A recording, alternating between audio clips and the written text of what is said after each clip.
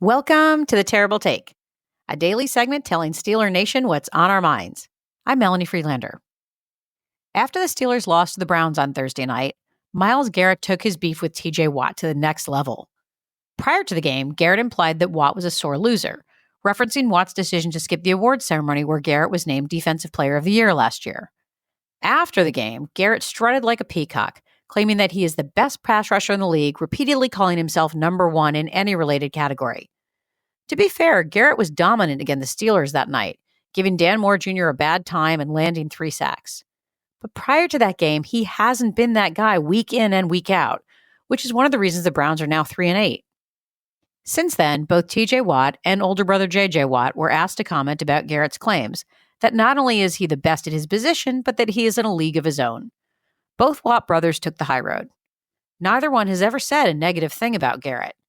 Never mind the fact that J.J. Watt, now retired, has won DPOY 3 times more than Garrett. And Garrett, of course, has the same number of awards as TJ, by the way.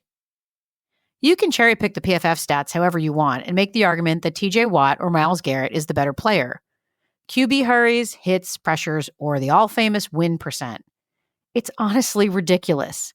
And at this point, so is Myles Garrett, and we can look forward to more of that thanks to Hard Knocks.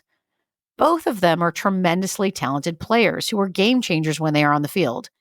They have different skill sets and different styles, which makes them hard to truly compare. Entering the Steelers game, the 2-8 Browns are playing for pride and playing spoiler. They have no shot at the playoffs, so that primetime game was their Super Bowl. Garrett himself later admitted it took everything they had to come away with that win. And that, of course, is the only stat that actually matters.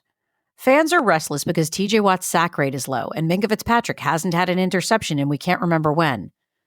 But Watt put it best this week, saying that the awards don't matter this year. His only focus is what the team can achieve, specifically getting to the playoffs and beyond.